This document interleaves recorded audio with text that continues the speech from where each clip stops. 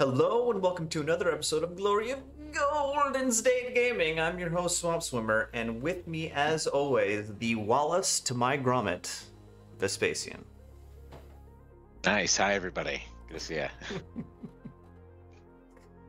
Which one's Wallace and which one's Grommet? Is Wallace the dog or the guy?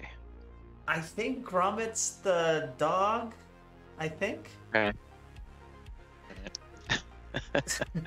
Maybe. Anyway, hey, so completely randomly, my wife got free. Like there's like right now there's like 16 different companies out there trying to sell you mattresses through the mail. Casper, Avocado, etc. Yeah, they're a dime a dozen nowadays. But just recently, my wife got a free pillow from the Purple the company, where it's like the honeycomb rubber encasement of a pillow, and I tried it out, and I promise the company is not paying me for this at all, but like I love it. It's like, wow. It's like it cools your head while you're sleeping. I'm in love with it. I don't know. I just thought I'd point it out there. It's funny you should say that. I actually we got new pillows just this week as well, in fact. We had these like kind of really old ones that were a bit outdated and starting to get a bit musty, and so we got some new ones that have instead of down like shredded latex, so it's like a natural latex material. So it kind of imitates down in that it's compressible, but has a little bit more bounce back. And it took a little while. You have to kind of take some out to like get it to your individual specifications. But I've been really liking them the last couple of nights now that I've got it dialed in. So we're both on a new sleep adventure. That's exciting. Oh, anyway, let's get to the battle report here. Last we left off, we had both gone through all the way through round 4 of SoCal Joust 2021. It has been known that I am the one who lost the bet, and you guys roasted my round 4. And also in your round 4, we asked our listeners to throw you some shade, throw you some advice on your tactics, and we had I think it's the highest commented video we had so far. So, new general rule: if you want to tell us how stupid we are and we should have done something differently, please do it in the comments. We always like those comments. Keep it coming. But we move on to your round 5. And you get paired into Rick, who's playing Saurian Ancients. And I know he's a newer player, but he did really well in this tournament. Yeah, and also I believe, if I've got the naming convention right, is also a big fan of the channel. Looks like he's always commenting and jumping on. So, Rick, this one's for you. Let's see here. If you're interested in Aaron's list, please go back to his round 1 video, and we will go over that. But let's talk about Rick's list. So he's got the Warlord on the Alpha with super decks on a Halberd, Starfall Shard, and Egg. Skink Captain on a Taurosaur BSB with a great bow. Spirit of the Stampede. So both of these, 2 heavy-hitting monsters right off the bat. Then he's got a Skink Priest on a Palanquin on Druidism with the Sun Tablet. 30 Saurus Warriors on Piranha with a Flaming Standard. 15 Saurus Warriors Piranha. 9 Raptor Riders. 3 Ramphidons. Another 3 Ramphidons. 1 with shields, 1 without. 1 Salamander. 1 Spearback. 5 Chameleons. And a Stygiosaur with a Mystic Traveler. Yeah. It's an interesting list. This is like Mashy, monster mashy. Yeah. It's basically it's 2 characters that are going to do all of his damage. Yeah. Yeah. I think I sent you the pre-rating I gave it, right? Yeah. So I liked this match, to be honest. I've got 3 monsters to combine for 1,950 points. I've got lots of answers with monsters between bolt throwers, lions, etc. There's very little range damage aside from the 2 weapons beasts, basically none. So I should be able to dictate the pace of the game. And I just need to, I think my main priority was to make sure that things like the salamander and the ramphidons and the chameleons didn't screw me up too much. And I can use should be able to use my range to whittle down the monsters. So let's see how it all went. Yeah, this does seem like a good matchup for you. Yeah. Okay, so this is called out as top of 1 movement. Looks like he got the first turn. Yeah. So Rick dropped, and I'll walk you through where he deployed. So he has his chameleons, ramphidons, and an alpha there on the left behind that impassable. It should be I think these are Lost Kingdom miniatures, and he hadn't painted all of them, but they are gorgeous on the table. Yeah, they're freaking cool models. They're really cool. Yeah. That's the unit of Raptor Riders. I want to say that one there is the Spearback, and then the big Piranha unit with the Adept in it. Apprentice. He's got the Stygiosaur behind it, the kind of like fin dinosaur there. The Ramphidons, which had originally been on the right, but then kind of vanguarded back to get out of target range. And then the BSB and the Taurosaur, he's got the Salamander and the 15-man Saurus brick defending that wall. Okay. And that's it as far as that goes. And I did clip off actually quite a bit, unfortunately, from my right, but from my right to left, I've got the 2 giants and the Frosty on the right. So when I saw how light he was over there, basically just the Taurosaur, I figured I could use that kind of monster push on the right flank to give me an advantage. 2 bolt throwers towed into the woods there. The spears kind of just out of the woods, like 1 file in the woods. He marked the spears.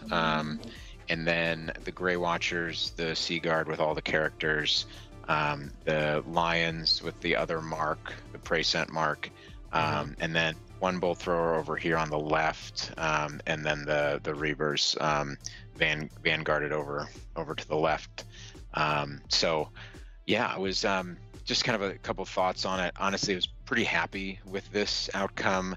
The Lions should be able to prevent that alpha from basically participating in the game at that point. I liked my little chaff war going on the left. I had great lines of sight to go after those Ramphidons after his aggressive move there to shoot at them. And then I really felt like I was going to be able to overwhelm with the monsters on the right and get him into his flanks and start punishing the blocks in the center. So I was feeling pretty good about the setup here. Okay. So and he makes a fairly aggressive hold the ground. This is hold the ground. Correct. Yeah. Standard deployment, and he makes an aggressive move over here with this Ramphidon, and he basically pushes up in the center. Is he within 6 here right now? Yeah, I think so. Yeah, he went pretty aggressive on the left. He brought hid the alpha behind the impassable. But he did pull his Stygiosaur and his Ramphidons back in the center there. I think just to kind of prevent shooting damage. And yeah, but overall, went pretty aggressive. In his magic phase, he got Stone Skin off. So he took Stone Skin and Healing Waters, his only 2 spells from the mage, because it's just an apprentice. And then he took Awaken and Swarm with the Stygio. The Stygio, yeah. So pretty light on magic. And I think I focused on stopping Swarm and let off Oaken and Stone Skin on the Salamander. So then we go on to my turn. Let's see here. This is bottom of 2 movement. Okay. Yeah. So he took a Reaver off. You can see probably with the chameleons and the poison javelins over there. And I think he managed to get 1 lion. I honestly not even sure what did that, but something. Something. Maybe the spearback. Yeah, could have been the spearback. Yeah. So what did I do? I moved up on the hill with the Sea Guard. Mainly wanted to get the the bodies up there so they could start shooting stuff, but kept safe ranges from any charges. Lions liked their positioning, just adjusted a bit so they could keep zoning any movement from the alpha. As you can see, I start the monster push on the right. So I've got, I've been careful to make sure I'm out of charge range or very long charge range for those piranha warriors behind the fence, because I don't want them to tie down one of my monsters for a couple turns. I think they likely remain steadfast against most of them for one turn. So and then just kept the spears back in a flexible position, and I turn the Grey Watchers and bring the Reavers around because I want to shoot everything I have at or most everything I have at the Ramphidons on the left. So then we go on to magic, and it looks like I got the 7 phase by the looks of it. Yeah, right there. So pretty decent phase. I'm blanking. Oh, right. I get Stars Align off on the Bolt Thrower on the left. This one. I actually I'd wanted Altered Sight, but I failed a 2 dice cast on it. And so I ended up getting Stars Align there because what I really wanted to do was take off one of those Ramphidons before it could go in. And I also got Hereditary off. I think what he was prioritizing, if I'm not wrong, is Lash on the BSB Taurosaur. So he stopped that, which I expected he would. And then I got all those other spells off. So then in the shooting phase, it goes pretty well. I take off the spear back with the Sea Guard, so I was pretty happy with that. And then I shoot everything that has a decent line of sight. I did make a slight mistake here. I should have moved the spears up a bit to clear the line of sight for the bolt throwers into the Ramphidons. That was just an error. But so the bolt thrower with Stars Align at close range, the Reavers and the Grey Watchers all combine to do 1 wound. Ramphidons, which is, I mean, it can happen, but I really just wanted to do 2, because then with Hereditary up, I think I actually could stop him from killing that bolt thrower and stick him there, right? So that was kind of my thought process, but only do 1 wound, bit of a bummer. So then we go on to his turn. Let's see here, and this is called out as top of 2 movement. Okay. Goes into the bolt thrower, evidently. Goes into the bolt thrower. Yeah, I did manage to proc the Fey Miasma on the Ramphidons. That was kind of the calculus. There was, I kill 1, I've got the Hereditary up, and I make him -1 to hit. I think he fails to take the bolt thrower off, and I had it on a minimized leadership from the div attribute. So I was feeling pretty confident there until I didn't do the 2 wounds. The chameleons came around to shoot at the Reavers. This was not great positioning on his part because then I could he couldn't stand and shoot, and I could just charge him at the Reavers and take the chameleons off. So so he did that, and just you kind of having to play cagey with the alpha because of the lions, right? And then he goes for a pretty big press in the center. You can see he moves up pretty much across the board. And so in this turn, I was really focused on, I saw a big opportunity with, 2 bolt throwers, my Sea Guard, all within range. I saw a big opportunity to try to take that Stygiosaur off. So my main priority there was to stop defensive buffs on the Stygiosaur, which I did. And I actually I think he healed a wound on something. Maybe I let him get Stone Skin off on like the Warriors, or I can't remember, but one way or the other, it was not a very effective phase. Also, you can see he pulls back with the Taurosaur BSB, which I was thrilled with, because not only is it out of range of a big part of his army, even with that huge 18-inch bubble, but it was also not really doing a great job of zoning, right? So let me pause here because this is the last picture, okay? Aaron, 3 photos. No, but in all honesty, there's a good reason for the first time. There's a good reason. Okay. So this is the top of 2, Yeah. and at the end of the top of 2, we get called 1 hour left. Pretty. Oh, my Oh, camera just died, but keep playing. Keep going. okay. So 1 hour left at the end of the top of 2, so not even 2 full turns played. You know, it was the end of a long weekend. I think we were. Sorry. Go ahead. Yeah, I think it was the end of the long weekend.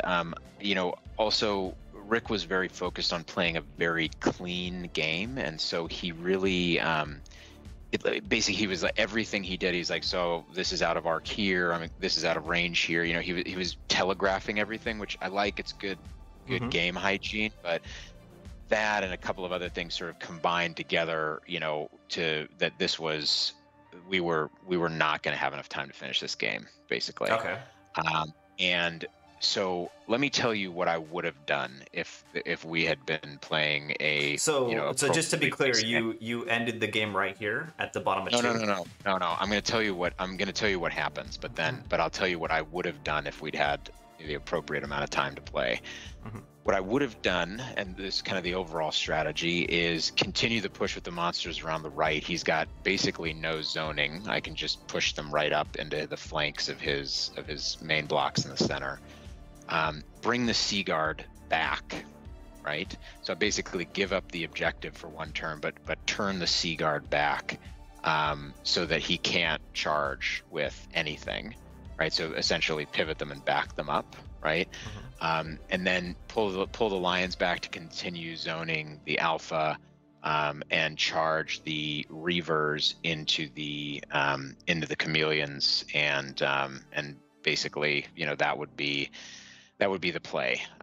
So it you know, it gives me time to continue the push with the monsters, continue depleting him with all the shooting that I have, and you know, I think ultimately would have been a big win.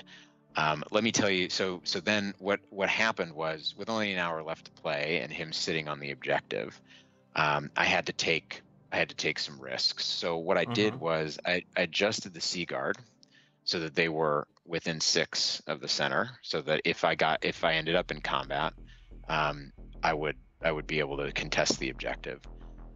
They were positioned so that they were a 10 on the dice charge from the Raptors.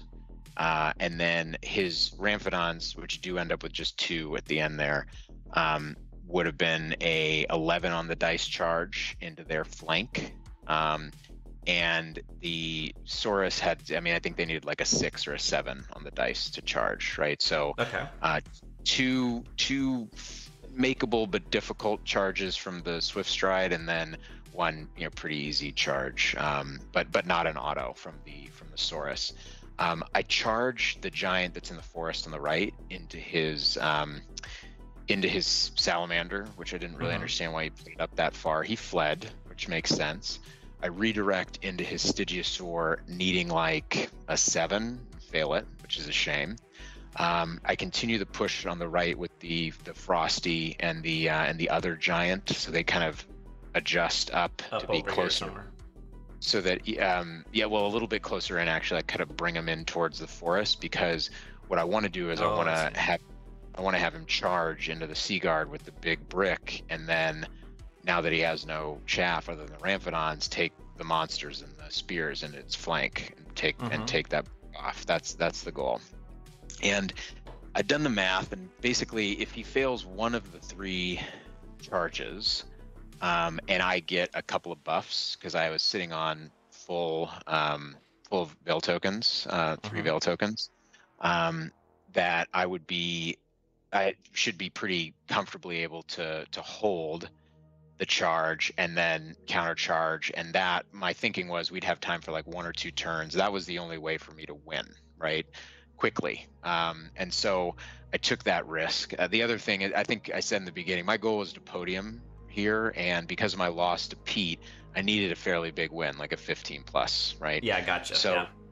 So this was the only way that I could figure out how to to make it possible to win quickly enough, right? Because there, with an hour left and having only done 1.5 turns, clearly we'd only get like 1 or 2 turns, right? Maybe. Yeah, So, I gotcha. So I go here, I make that move, and then what happens is I fail every single spell. I get no spells off in my magic phase, and these were not risky casts. These were like 90% plus casts. I threw 3 dice at the hereditary, failed it. Threw 2 dice at I got Oaken off with 1 dice. So that was nice. I guess I did cast a spell. And then I failed Healing Waters on 2 dice, and failed Stars Align on 3 dice. And then it was like 3 to 5, and I cast Awaken the Beast Strength, which was the spell that I really wanted off on the Sea Guard, and then he just dispelled it. So I got no spells off. And then in his turn, Rick decides to go in with everything. He makes the 7 with the Warriors, he makes the 10 with the Raptors, and he makes the 11 with the Ramphidons. Oh boy. And then it was too much. I think with a buff or 2, I actually think, because I'm striking first, I got the Spear Prince, I can do a lot of damage. But I do no damage with the stand and shoot. The spears do no damage with like 27 attacks, do no damage to the Raptor Riders. You're serious? Oh my god. And it just takes the unit off. But I hadn't given up, because based on the way that he overruns into my spears with his Saurus Warriors, and I have the Frost Phoenix in their flank. And I had removed the Divination Wizard from the Sea Guard, so he was back in the Grey Watchers. So he was still alive, and I had his spells. So my thinking there was, with the Frost Phoenix debuffs and me striking first and a magic phase, all was not lost, because if I can break that brick with his caster in it, I can then overrun into the flank of the Raptor Riders, take them off, and actually, even though it won't be a big win, I think it'd still be a win. Yeah. So then my spears with 20 attacks, I end up getting both of my spells off, because I just rolled really well, but too late. But 20 attacks, re-rolling to hit, and the attacks from the Frosty. I needed to do like 5 wounds and not lose more than 5 wounds. That was with Hereditary up, right? And all of my attacks combined did 4 wounds, and it wasn't enough. So I lose, takes it off, and I just called it at that point, because he had the objective, most of my points, all my characters, and that was the game. So yeah, it's a tough situation, because Rick is definitely a good guy, but that's a symptom of newer players, is they take those extra 5-10 minutes per turn, and then it just starts adding up, really adding up. And I think with your list, your Highborn Elves, it's your game plan is to do that long play to wear you down slowly until you finally get into combat at the last couple turns, and then you wipe your enemy out. So it just ended up being bad circumstances for you, and then of course your dice let you down. But yeah, to be honest, I mean, there was no absolutely not saying at all that Rick did this intentionally. He was a super nice guy. We had a great game. I left happy. But yeah, it was this kind of situation where, I think I had a fairly good shot to go for a big win, and just didn't come up with it. So Rick, thanks for a good game. We definitely need to get a rematch in sometime. I'm looking forward to seeing that army painted. It looks very promising. Love the miniature line, and yeah, disappointing end to the tournament, but had 5 great games. Yeah, definitely. I didn't mean to imply that Rick was slow playing or anything, but yeah. I just wanted to reiterate it. Yeah. Yeah. But no, yeah, that's man, your day 1 was so good. Would you have like a 15 to 20 and a 15 or something like that? Yeah, 50 points after 3 games, and then 5 points in day 2. Bad result. So I think Swamp Swimmer's rubbing off on you. That's a Swamp Swimmer tournament result right there. Yeah, no, I'm really appreciative of the people that put good comments on my game against Pete. I think that was very helpful. I learned a lot on that one. Obviously, Pete's a top tier player in the U.S. And then this one with Rick, just kind of circumstances dictated a bad outcome. But I had a great tourney. Thanks again, Will, for throwing an awesome tournament. And yeah, it was a good one. Thanks.